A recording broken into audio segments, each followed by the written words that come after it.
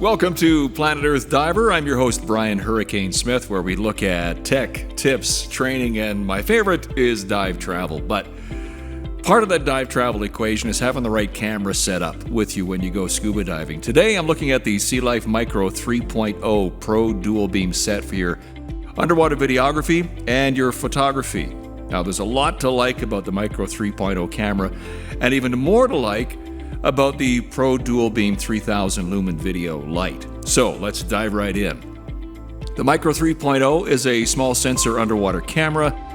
The easiest equivalent would be the GoPro Hero or the Osmo Action 3 form factor. However, with the GoPros and the Osmo Action 3, they're essentially land action cameras that can dip their toes into an underwater environment. The Micro 3.0 is designed and built to go underwater from the ground up. It's a permanently sealed camera, so you can't mess it up. You cannot flood your camera.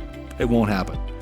You can take it right out of the box and you can dive right in the water. It is a Sony 16 megapixel CMOS sensor for stills, and you can take stills while you're doing video, 8 megapixel stills while you're doing 4K, and 2 megapixel stills when you're doing 1080p. 64 megabit internal storage, which is quite a bit, and a decent battery life, I would say would last you probably a good day or two of diving.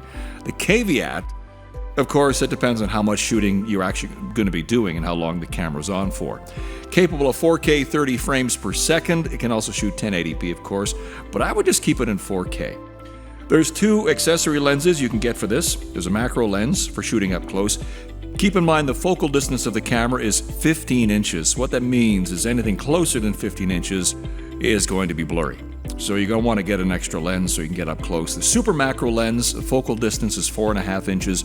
With the micro wide-angle dome lens, the focal distance is 5 inches. What that means is with the camera setup, keep it 15 inches away from your subject or you're going to get blurry images in video. Again, I would suggest if you're doing video that you shoot in 4K so you can crop in and post. What is awesome for divers, as you will see on the back here, are these very, very large, what they call piano keys for accessing and navigating the camera and menu items. If you've ever done diving in cold water and you got your thick neoprene gloves on, you have zero dexterity, these are a godsend. These are just fantastic. The menu can be as easy as you want. Now you can go to the menu and access it quite quickly here. And you can see there's an easy menu setup. You select that. Oh, you got 2 choices. Am I going to do land? Okay, let's select land. What are you going to do? Land, auto, normal? So those are just for general everyday settings. Or you can do something sports action, a little more, faster, and it will compensate for that within camera. And there's also, if you want to go to the underwater settings, there's 3. There's one for dive, which is anything deeper than 25 feet. There's snorkel, which is down to 25 feet, and then when you're using an external light. So you don't have to worry about white balance with that. You can get a little more granular with your white balance if you go into the image settings.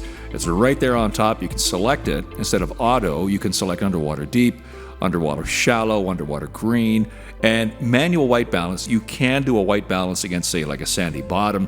Maybe you've got a white balance white card with you or an 18% gray card. I have white fins, so I white balance against that. That's my go-to white balance. There's a lot to unpack here, but it can also be very easy to get great video. It's a fun camera. Again, still holds its own against the latest iterations of GoPro and the Osmo Action 3 when it comes to scuba diving. I would say this camera, if you just want to take one camera on your dive trip, this is good enough. All right, you can capture land stuff, you can capture underwater stuff.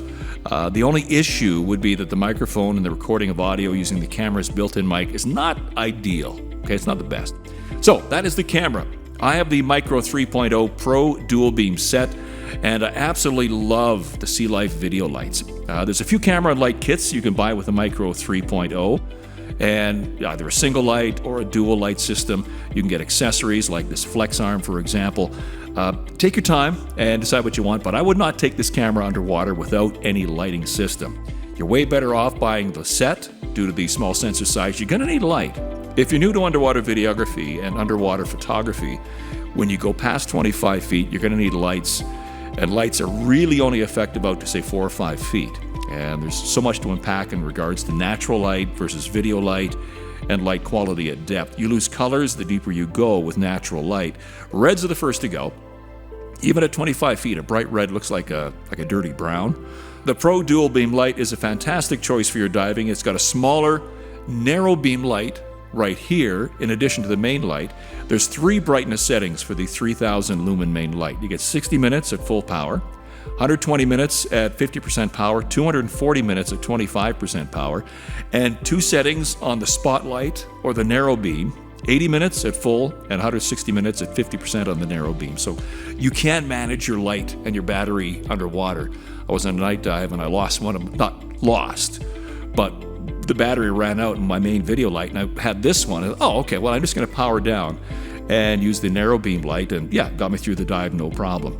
There's also a red beam on this light. Fish can't see red, so this is also called a hunting light. You can go along and have, especially on a night dive, have the red light on. The fish are going to be unaware of what you are doing, except they can just hear your bubbles. That's about it.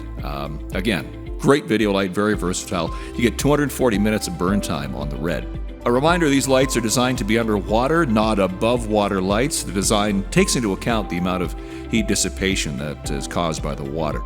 My final take on this is that the Sealife Micro 3.0 is a great little dive camera, easy to use. Combine it with the Pro Dual Beam Light Kit, it becomes a very, very versatile unit to capture your dive trip above and below the water.